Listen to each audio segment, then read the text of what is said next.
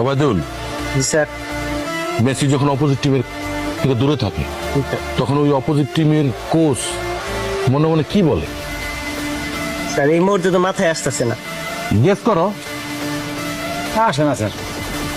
আচ্ছা আমি কইতেছি, মেসি যখন অপোজিট টিম থেকে দূরে থাকে তখন অপোজিট টিমের কোচ মনে মনে কয় আলহামদুলিল্লাহ, বুঝছো না? সত্যি স্যার?